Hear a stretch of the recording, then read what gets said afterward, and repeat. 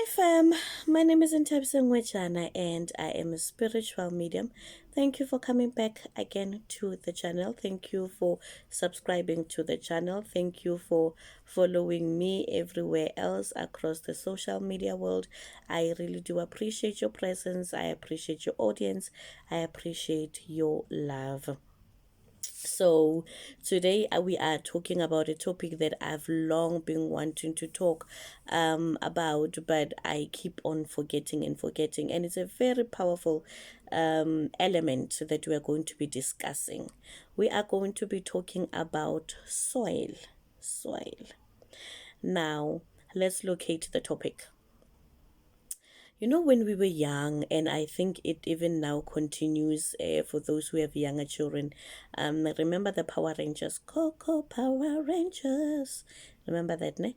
And then you have one little superhero going earth, wind, water, and fire, isn't it? So they are talking about the four elements that govern all of the earth existence, or that work in unison to bring what we have around earth, to communicate to the seasons, to communicate to the weather, to communicate to all elements that bring world disasters, and that just typically restores what we know as our planet Earth. Now, if we are talking about soil, what are the good things that happen to soil? So here in spirituality, we like to emphasize the people of water as if they are the most powerful. I normally don't want to talk about power dynamics of people in spirit. Um, I actually try to avoid a lot of controversy. You know that, which is why in this teaching I really want you to bear with me, because much of the examples are going to be located in the Christian faith. That is where I was largely bred, and that is where I consumed most of my certain teachings. They really work for me, so I try as much as also as a professional journalist to be as neutral as highly possible. So they would teach you must be apolitical, don't take sides, you must be objective, and therefore I try to bring that cap. But then pardon me if the examples are really much more on the Bible, because that is my base, right? And I normally encourage most people who say, Coco, I was brought up Christian and now I have to go into the world of um divination by bones. I have to phahla, I have to send libations, which is the proper term of saying phahla. Phahla is nguni. In my language, in Sepedi, re a phasa, badimo. So let's talk about who phasa. In fact, let's start it there. When we are paddling, sending libations, there are people who would say you must use your snuff, you must use your maize meal, and you must use snuff. So why snuff?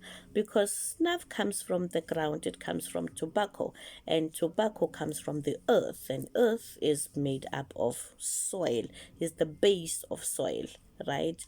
Earth's gravity, when gravity pulls you, it just drops you into the soil, right? Um, or in water, depending on where you are. But here I'm talking about soil. So you have soil, and people would say, but Gogo, now my ancestors, I've never seen them using snuff, so why should I use snuff? Because now you'll be having all elements, as you are paddling, as you are pouring water. That's one element that you are bringing into the energy. You are summoning the energy of the water. Then you are going to, some people would drink the water, right? They will put it in their mouth and go spit it like that. So this is the effect of the wind. That's second element. And then you would have something being lit, a candle of some sort, then that is the third element that you're bringing to the table, which is the fire. And then this is the fourth element, the snuff, representing the soil, because you can't go and offer ancestors just the soil. So we then used to say older people liked snuff as a recreational thing that they needed to do to bring together the camaraderie of friendship, right? So now this is the earth, the fire, the soil element in the four elements that you are bringing in, right? That's why we partner using snuff, right? It's not about what your grandmother used to enjoy, or it's about us causing cancer to the ancestors. It's about embodying all the four elements that are in existence. That's one. Let's go. So let's go and find the essence of soil. When you're thinking about soil, what do you think about? You think about land. And then let's ask the question, is your identity, is your spiritual identity tied to the land that you were born in? Is your spiritual identity or your spiritual circumstances any way susceptible to change because of the area that you are in, that you were not born in? So if I am born in Gabon, if I'm born in Gabon and I decide to go and move and I live in Germany, will my fate, will my life change in somehow? Will my spirituality alter in its flow because I moved from Gabon to Germany? Is it possible? So let's go into the teachings of Abraham, right? To the teachings of Abraham, which you can locate Abraham. Luckily, not only in the Christian faith are we not happy that we have Abraham, who can be a unifier of religion, the turbulence of religion. So now you have Abraham, and God says to Abraham, take your wife, take your nephew, which is Lot, and then move away from this land and go into the land where I will give you, where I will bless you. And so his fate gets to change because he's no longer in his domicile land and he goes into a new land, and where God wants to do certain things, and there's a promise of a new future in the land that he's in.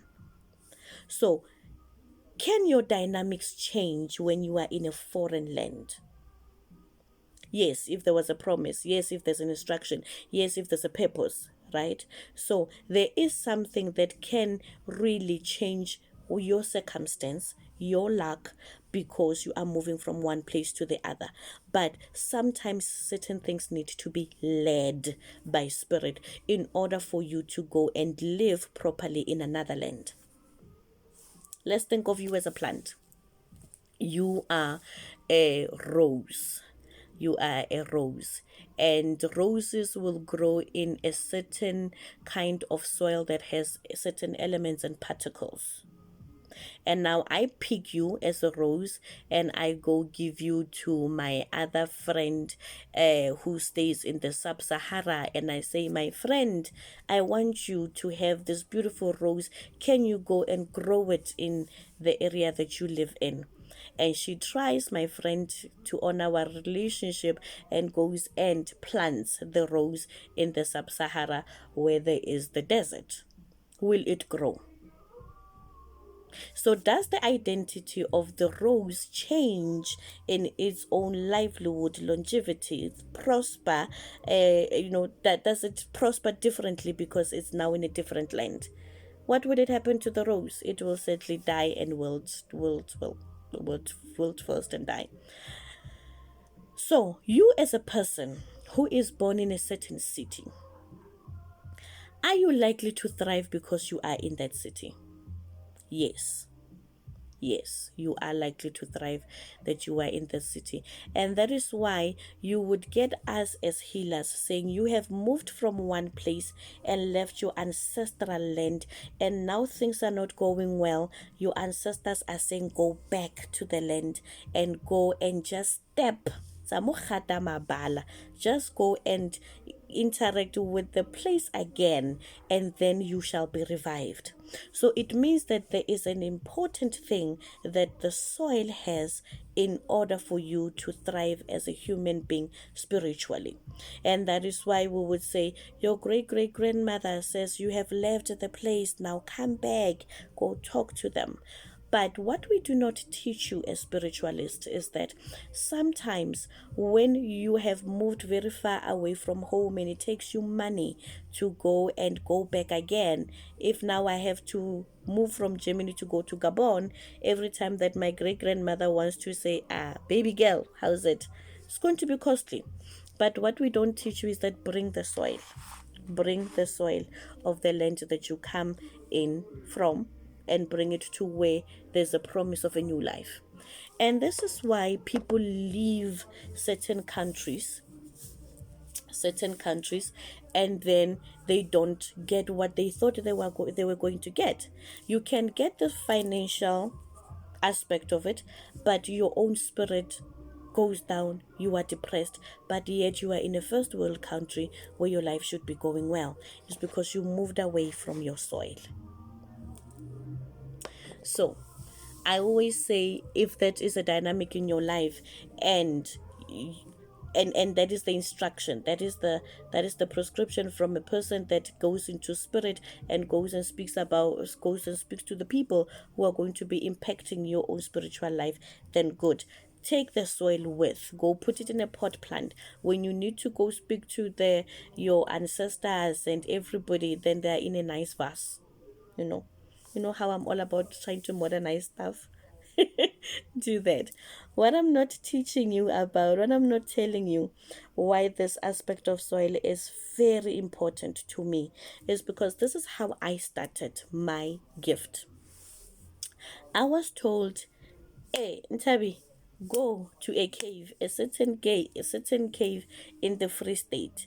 And I was so fresh from my own Christian doctrine, and I was meeting a whole new world that I did not know how am I going to get into it, but yet I'm in it. And apparently this is who I need to become. And obviously this is some 10, 11 years back. And I get to this cave ages back. How many years has it been? I don't know. So I get into this cave and I see the ancestor that I've always been traveling with. I think I shared this teaching with you. And when we were there, I'm like, hey, so Mdala, what happens now? Now I'm a healer. What happens? And he said, take the soil, take the soil. And for the longest of time, that is how I started. So I went and my first guinea pig was actually a very very good friend of mine.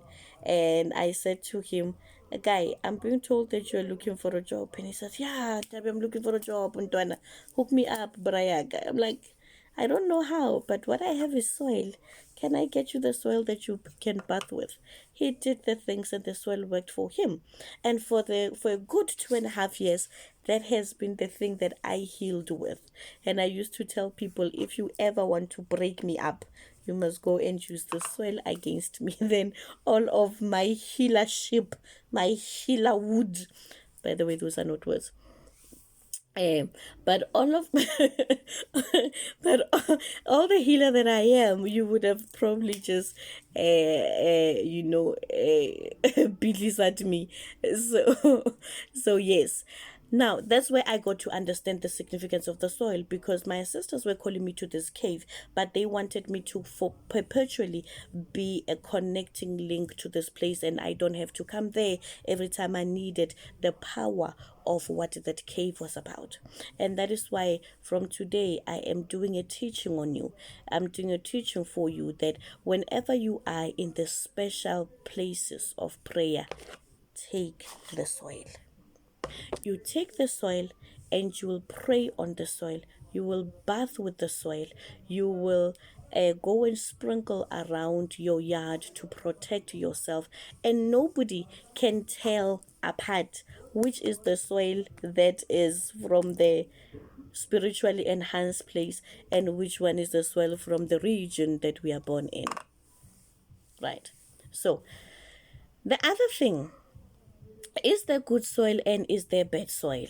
Now let's talk about sand, sea sand. Sea sand is always a good thing for you to have when you want to wash a street or bad luck, when the children are not sleeping at night, when all of these bad things that you don't have control and you do not know what to do while you are waiting for your healer in 3 months. Hint, hint. While you are waiting for your healer to answer to her WhatsApp in 3 days. So these are the things that you can do.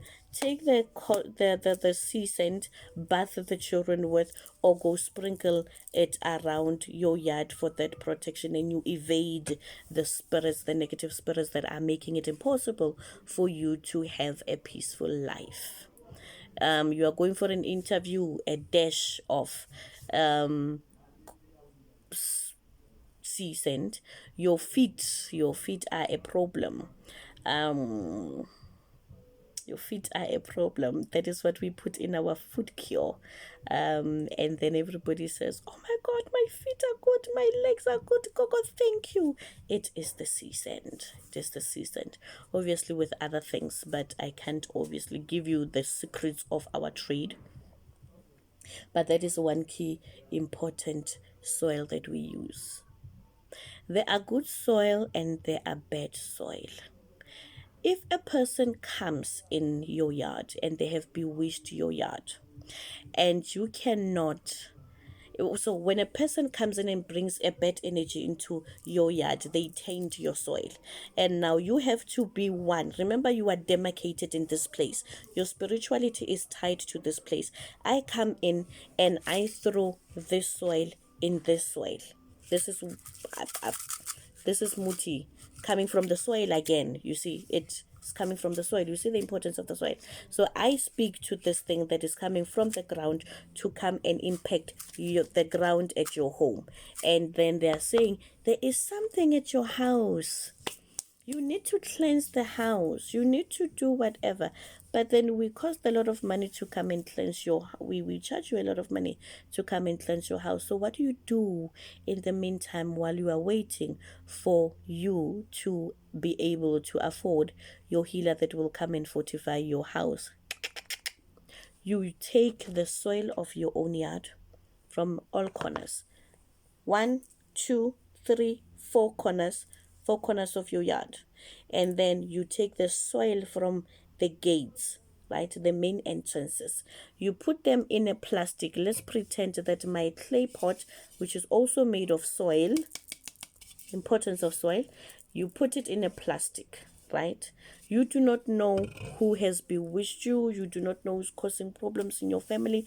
You take that soil, you take it to the river. If you are next to a river, if you are next to the ocean, you can do that. Don't take it to a spring. A spring is where you have that beautiful nice water that we sell for 80 rands to you, and it heals you internally. You don't take it to a spring. You take it to a flowing water, a moving water, the waves, the river. Ne? Don't go and put it in a river that is not a moving river, please. Right. So you're going to take the soil, it's in a plastic, and then you are going to patla and pray and do an exchange of the soil. So you will then say, God and my ancestors, I'm bringing my whole yard to you for you to cleanse it. They are saying that there are bad things, or we know we are experiencing bad things that are happening in the house. Let us, can you please, the gods of the water, another element, powerful element, cleanse our home. Then you have spoken, you have lit your candles, right? However your spirit will lead, 1 or 2 white candles. It depends on what you feel. Please exercise your intuition, my fam. Ne? When a healer says go and use candles, Don't over depend on a healer. What kind? Gogo, I did not go because you did not mention what kind of candles, which colors. Should I leave them there? Exercise your intuition. Your intuition is always talking. Listen to it. So not everything else has to be spoon-fed to you by a healer, right? So your spirit will tell you, but one or two, you are safe. Then, if sometimes the problem affects each and every member of the family, we are unemployed, we are drunkards at home, we are fighting amongst ourselves, we are seven, we are not getting married, we are not moving out of home, then you get 7 candles to represent each and every member of the house, because we are having a certain problem or we are feuding amongst ourselves. So you have 7 candles, 7 white, to represent all the family members. If the problem is only affecting one person, you can have 1 or 2, or however your spirit tells you, right? Then what do you do with the soil? Take the soil, you prayed about it, you prayed about what the issue is, and now you are going to pour it into the river, right? You can even take the same plastic and just throw it, because now you're throwing all your problems. And then you get a separate plastic, a new plastic, not an old one. You get a new plastic, and then you are going to be putting soil from the river. You take your hand, and then you're going to be dipping your hand in it, and then you are going to then, I thought the camera was doing something. I've been speaking for a while, and it's only now that I'm seeing the red button I'm wondering what's going on. Yeah, yeah. My friend liked to say, how come somebody this intelligent can become so dumb? I don't know. Yeah. I don't know that I'm either. Woo! Anyway, so you take the soil coming from the river, any part where you are. Don't go wanting 4 parts of the river soil. Just where you are safe. Ne?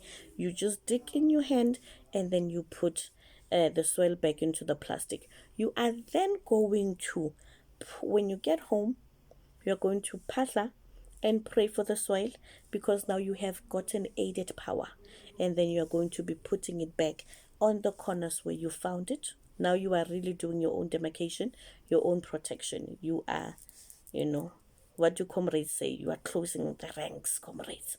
Closing the ranks. And then after you've done that, you'll put back onto the gates as well, where you took. And then the rest of the soil that you have, you will just mix with the river water that you would have gotten at the river, obviously, and then sprinkle around the yard. And then let's see how things work out well. If things work out well, which in my experience they always do. I'm just going to cut this one and then do a part 2 of the soil, because it is a very long video. So we'll do part 2.